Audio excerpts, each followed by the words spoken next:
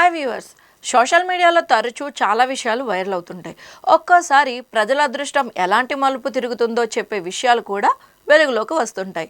కొన్నిసార్లు ఇంటిని శుభ్రం చేస్తున్నప్పుడు మీరు పోగొట్టుకున్న విలువైన వస్తువులు లేదా డబ్బు తిరిగి కనిపిస్తుంటుంది. దాంతో అంతవరకు మీరు పడ్డ శ్రమ వలన కలిగిన అలసట మొత్తం ఒక్కసారిగా మాయమవుతుంది. సరిగ్గా అలాంటి అదృష్టమే ఓ వ్యక్తి విషయంలోనూ జరిగింది. ఇంటిని శుభ్రం చేస్తుండగా దొరికిన ఒక వస్తువు అతన్ని రాత్రికి రాత్రే కోటీశ్వరుని చేసింది. హెగ్జల్ హినజోసా అనే చిలీ వ్యక్తి తన దివంగత తండ్రి 62 ఏళ్ల బ్యాంక్ పాస్బుక్ను చెత్తబుట్టలో గుర్తించాడు. ఆ తర్వాత అదృష్టం అతన్ని వెంటాడింది. ఆ వ్యక్తి పాస్బుక్ ఆధారంగా తన తండ్రి కష్టపడి సంపాదించిన డబ్బు కోసం కోర్టును ఆశ్రయించాడు. పాస్బుక్లో బ్యాలెన్స్ ఎంత ఉంది అని మనం చూసుకుంటే సమాచారం ప్రకారం హెగ్జల్ హినజోసా తండ్రి 1960-70లో ఇల్లు కొనడానికి 1,40,000 రూపాయలను బ్యాంక్ ఖాతాలో జమ చేశాడు.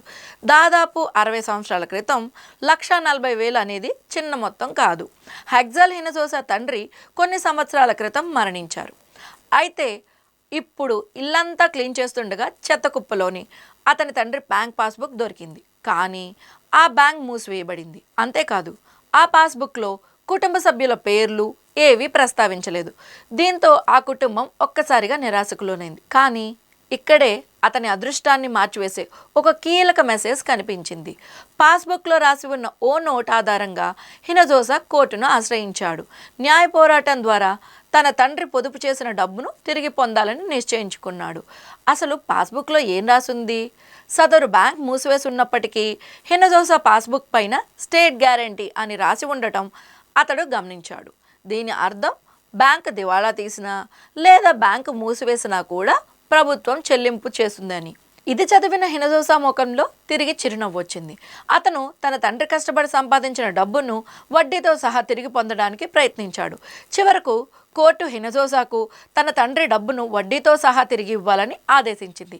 దాదాపు 62 సంవత్సరాల క్రితం నాటి 1,40,000 రూపాయలు నేడు దాదాపు 9 కోట్ల రూపాయలుగా అయ్యాయి. ఆ విధంగా చెత్తలో దొరికిన పాస్బుక్ ఈ వ్యక్తిని రాత్రికి రాత్రే కోటీశ్వరుడిగా మార్చేసింది.